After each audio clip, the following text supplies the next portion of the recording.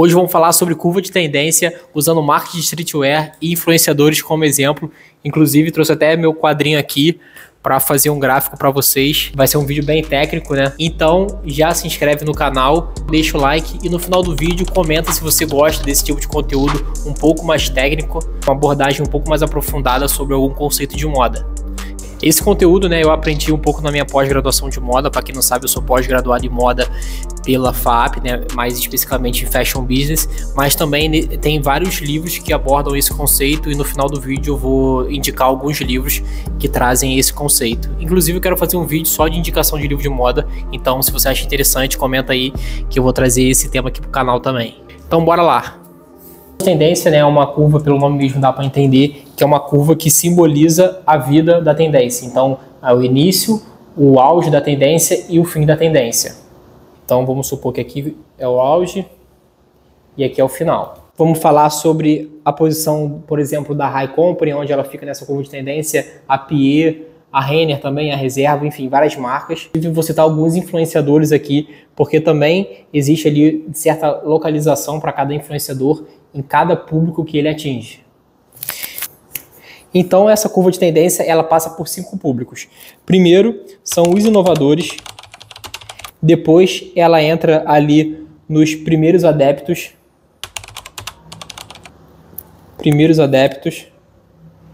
Aqui a gente entra na maioria inicial, é onde tem a maior quantidade de gente, né? Dá para ver aqui pelo gráfico.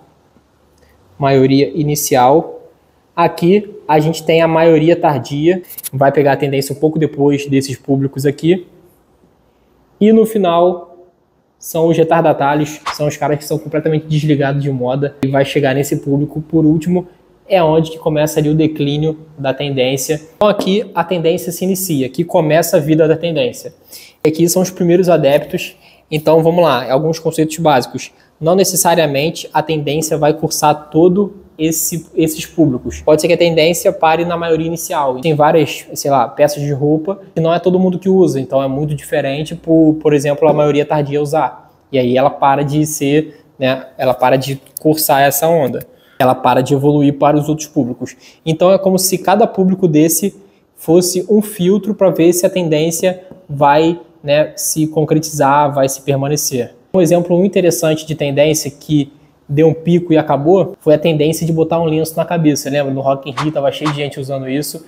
Então, isso foi uma tendência que não chegou na maioria tardia, por exemplo. Não tinha muita gente da maioria tardia usando o lenço na cabeça, ou também dos retardatários, né? Era mais ou menos aqui até a maioria inicial. É um exemplo de tendência que não chegou até os retardatários. E essa tendência não necessariamente é peça de roupa, ela pode ser estampa, né? Então, um tempo atrás era impossível a marca lançar uma camiseta com uma estampa muito grande no peito.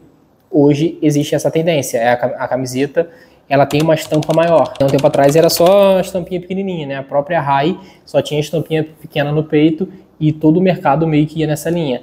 Agora o mercado está mudando e todo mundo usa, né, uma estampa um pouco maior, às vezes localizado na parte de baixo, enfim, localidades diferentes. Então, por exemplo, no cenário do streetwear, eu colocaria a Pier aqui, né, como os primeiros adeptos, e depois eu colocaria mais ou menos aqui, por exemplo, a High Company. A High Company, ela já se encaminha para ser a maioria inicial, mas eu acho que ainda não chegou, porque a maioria inicial estaria, por exemplo, a Reserva. A Reserva, né, é um público que abrange uma quantidade maior de pessoas, então ela estaria nessa maioria inicial, diferente da High. Então, se você é jovem, provavelmente às vezes você está pensando, pô, mas todo mundo usa High, todo mundo está usando High, então a High deve estar aqui na maioria. Mas não necessariamente porque você convive só com o pessoal da sua idade, né? Essa curva de tendência, ela corresponde a toda a sociedade. Então, de fato, a High está muito estourada, mas é para um público mais jovem. Aqui entraria, por exemplo, a Reserva. E aqui, na maioria, no auge máximo da tendência, são as grandes redes de varejo. Que aí entra Renner, C&A, Riachuelo, enfim, essas marcas. E aí um fato curioso de se falar é que por isso que a Pier nunca vai ter a mesma força em questão de faturamento, em questão de força de marca, né, de números, quanto a Renner.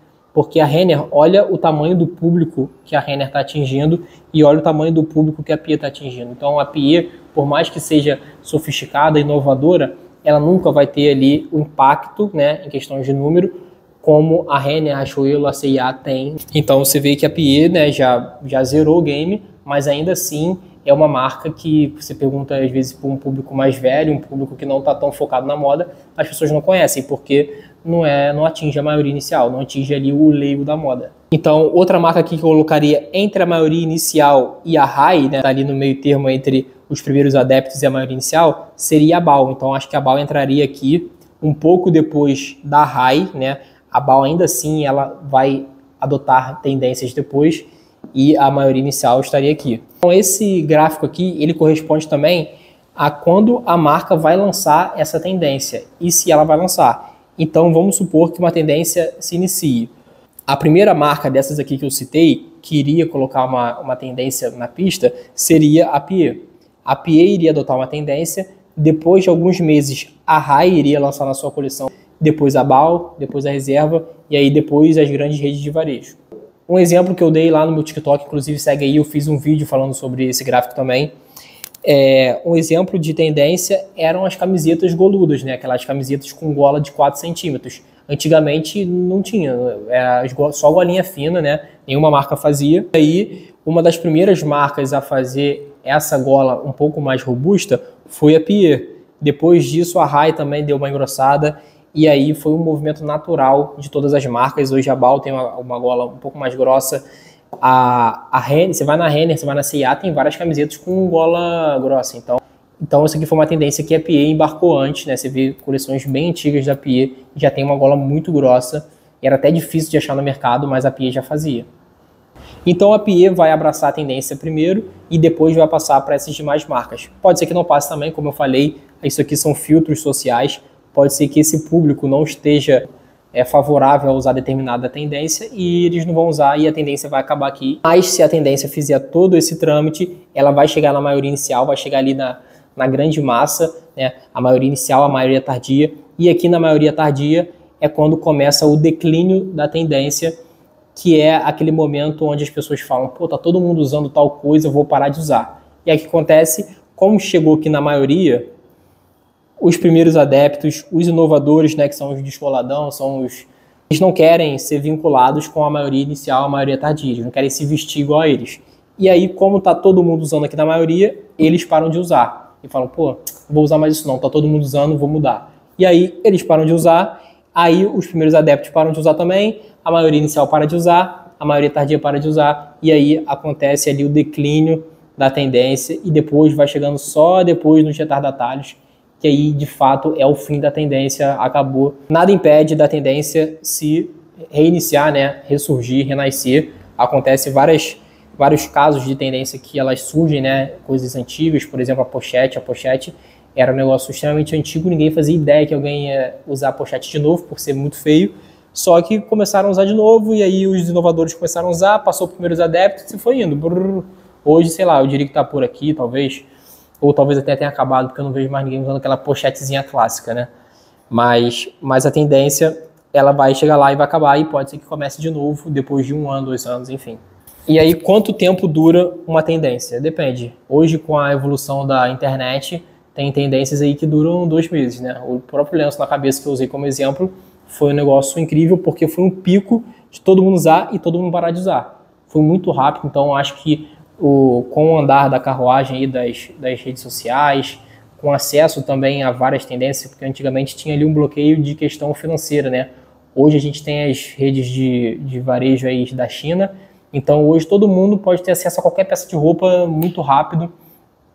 Então acho que as tendências vão ficar cada vez mais rápidas, vão acabar com uma cada vez mais facilidade. Mas de qualquer forma não existe um prazo exato para uma tendência, pode ser que dure 2 meses, pode ser que dure 2 anos, 3 anos, 5 anos, enfim, depende da tendência. Até como eu falei, a tendência pode ser em estampa, pode ser em cor, pode ser uma peça de roupa, enfim, pode ser várias coisas. A tendência, ela tem ali, é um movimento, né?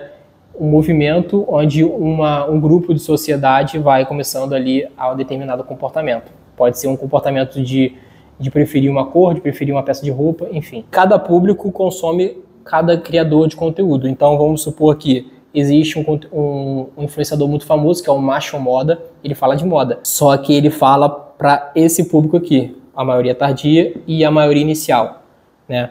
Ele não fala para o pessoal da base. Quem é que fala com o pessoal da base? Vou dar um exemplo aqui, é o Rafael Pereira.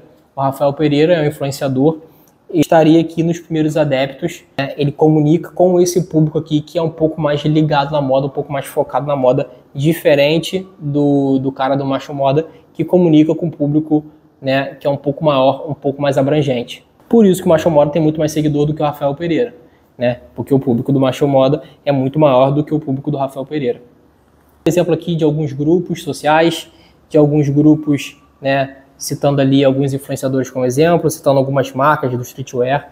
Se vocês quiserem que eu faça uma abordagem um pouco mais complexa, um pouco mais aprofundada nesse conceito, trazendo mais exemplos, trazendo em mais contextos diferentes, eu posso trazer aqui. É um tema muito interessante, é um tema muito amplo.